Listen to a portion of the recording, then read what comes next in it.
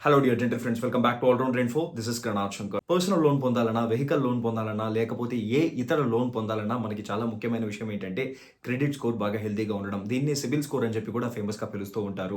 So అటువంటి credit score లేదా సిబిల్ స్కోర్ని పెంచుకునే కొన్ని టిప్స్, జంతర్ మంతర్ చూ మంతర్ ఇట్లాంటివి హంబక్ విషయాలంతా కాకుండా చాలా జెన్యూన్గా హెల్తీగా ఏ విధంగా మనం ఈ సిబిల్ స్కోర్ని పెంచుకోగలం అనే విషయాన్ని, కొన్ని ప్రాక్టికల్ టిప్స్ని ఈ వీడియో ద్వారా మీకు నేను డిస్కస్ చేయబోతున్నాను.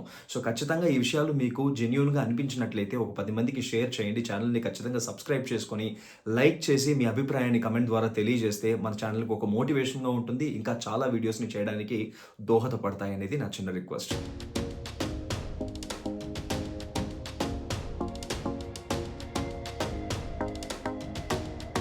ఎటువంటి లోన్‌కైనా కూడా మీరు బ్యాంకుకి వెళ్లి తీసుకున్నా, లేకపోతే ఆన్‌లైన్ యాప్స్ ద్వారా మీరు లోన్ పొందాలనుకున్నా, లేకపోతే ఈఎంఐలో ఏదైనా ప్రోడక్ట్‌ని, ఎలక్ట్రానిక్ గ్యాడ్జెట్స్‌ని మనం షాప్‌కి వెళ్లి కొనాలనుకున్నా, మనల్ని అడిగే మొదటి ప్రశ్న ఏంటంటే మీ సిబిల్ స్కోర్ ఎంత ఉంది? మీ పాన్ కార్డ్ ఇవ్వండి, సిబిల్ ఎంతో చెక్ చేసి చెప్తాము. దాన్ని బట్టి మీకు లోన్ ఎంత వస్తుందో, మీ ప్రొడక్ట్స్ ఎంతవరకు మీరు కొనగలరో చూస్తామని చెప్పి చెప్తారనమాట. ఇది ఒక పెద్ద కామన్ క్వెషన్. బట్ చాలా మందికి ఏంటంటే ఈ సిబిల్ అనేది చాలా పెద్ద ప్రాబ్లమ్ ఉంటుంది. నేను ముందుగా ఒక చిన్న ఇంపార్టెంట్ అయిన విషయం చెప్తానండి. ఈ టిప్స్‌ని నేను చాలా జెన్యూన్ రీజన్ కోసం ఇస్తున్నాను. దీన్ని మిస్‌లీడ్ చేయకండి, దీన్ని మిస్‌యూజ్ కూడా చేయకండి. టిప్స్‌ని మీరు అవసరమైతే తప్ప అనవసరంగా పాటించకండి. అలా పాటించినట్లయితే అప్పు అనే ఊబిలోకి కూరుకుపోతారు. బయటికి రావడం చాలా చాలా కష్టం.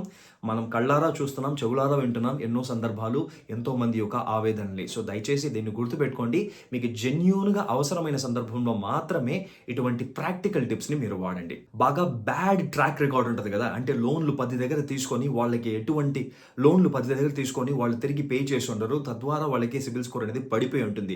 అటువంటి వాళ్ళకి ఈ టిప్స్ సరిగ్గా పనిచేయదు. పనిచేస్తుంది అని చెప్పి కొంతమంది వీడియోస్‌లో చెప్తూ ఉంటారు. అని దయచేసి మీరు నమ్మకండి. వాళ్ళకి పనిచేయదనమాట.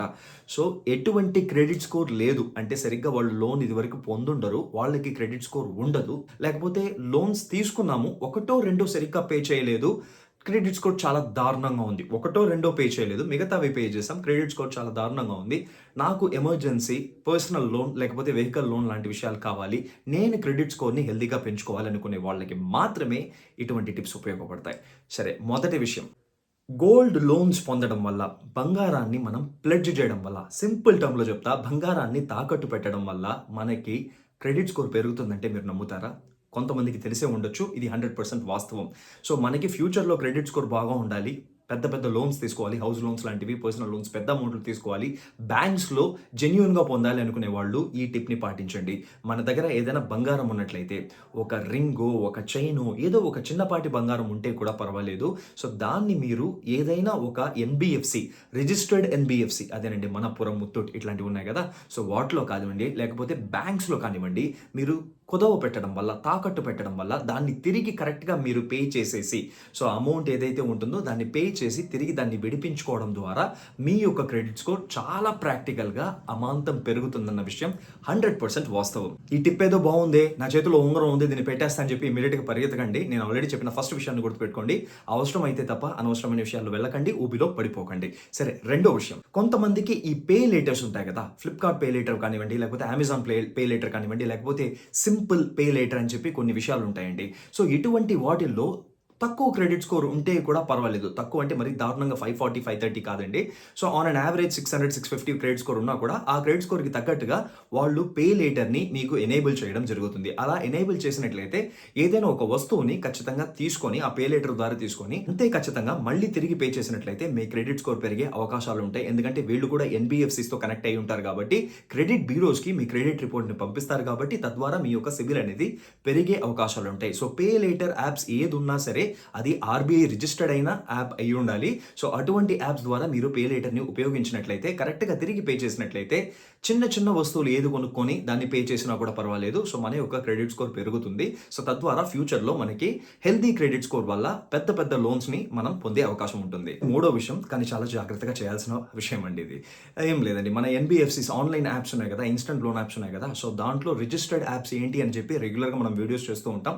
మీకు తెలియకపోతే ఛానల్‌లో చాలా వ్యూస్ ఉంటాయి. ఉంటాయి, రివ్యూస్ ఉంటాయి. సో దాన్ని చూడండి, సో మీకు అర్థమవుతుంది. సో అలాగా ఇన్స్టెంట్ లోన్ యాప్స్లో ఏదైనా ఒక జెన్యూన్ యాప్ని సెలెక్ట్ చేసుకొని, మన లిస్ట్లోనే ఉంది, దాన్ని సెలెక్ట్ చేసుకొని, సో దాంట్లో ఒక మినిమం అమౌంట్ ఒక 5,000 10,000 లోన్ పొంది దాన్ని సరిగ్గా తిరిగి పే చేసినట్లయితే, సో వాళ్ళు రిజిస్టర్డ్ లోన్ యాప్స్ కాబట్టి వాళ్ళు క్రెడిట్ బ్యూరోస్కి మీరు సరిగ్గా పే చేశారన్న ఒక హిస్టరీని సెండ్ చేయడంతో మీ యొక్క క్రెడిట్ స్కోర్ పెరిగే అవకాశాలు ఉంటాయి. దయచేసి ఇక్కడ చాలా జాగ్రత్తగా ఎన్బిఎఫ్సి, ఆర్బీఐ రిజిస్టర్డ్ అయిన ఎన్బిఎఫ్సితో మాత్రమే మీరు ఆన్లైన్ ప్లాట్ఫామ్స్లో లోన్ పొందండి. చాలా మినిమం అమౌంట్ని తీసుకొని దాన్ని సరిగ్గా పే చేసినట్లయితే క్రెడిట్ స్కోర్ పెరిగే అవకాశం ఉంటుంది.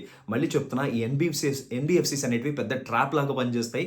ఒకసారి మీరు తీసుకున్నట్లయితే మళ్ళీ మళ్ళీ ఆ ఉచ్చులో పడిపోతారు.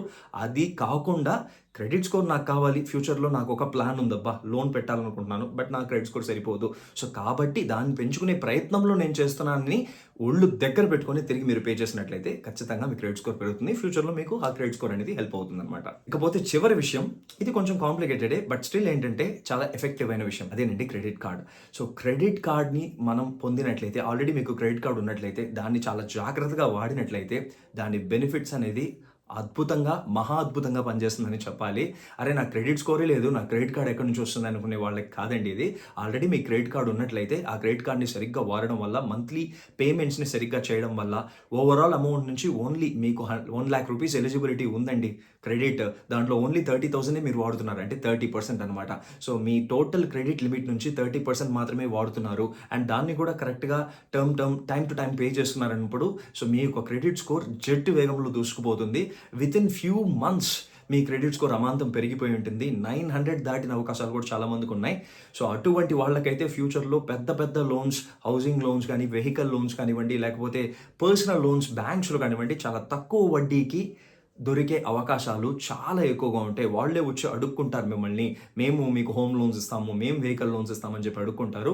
అప్పుడు ఆప్షన్ మీ చేతిలో ఉంటుంది. మీకు ఏ బ్యాంక్ అయితే తక్కువ వడ్డీకి అందిస్తున్నాడు అని చెప్పి అనిపిస్తుందో, ప్రాసెసింగ్ ఫీ, హిడెన్ ఛార్జెస్ అన్ని కూడా చూసుకొని, సో ఆ బ్యాంక్లో లోన్ పొందే అవకాశం, చూస్ చేసుకునే అవకాశం మీ చేతుల్లో ఉంటుంది. మీరు తిరగాల్సిన పని ఉండదు. సో దట్ క్రెడిట్ కార్డ్ మీకు ఉన్నట్లయితే అది ఒక పెద్ద మేజర్ ప్లస్, తిరిగి కరెక్ట్గా పే చేసే సందర్భంలో మాత్రమే. సో ఇటువంటి చాలా జెన్యూన్ టిప్స్ని మన ఛానల్లో మనం డిస్కస్ చేస్తూనే ఉంటాం. ఛానల్ని సబ్స్క్రైబ్ చేసి పెట్టుకోండి, నోటిఫికేషన్ని ఆల్ టైమ్ ఆన్కి సెట్ చేసుకోండి. I will catch you up in another interesting and useful content. Till then, this is Gananath Shankar signing off from this particular video. Stay safe, stay healthy.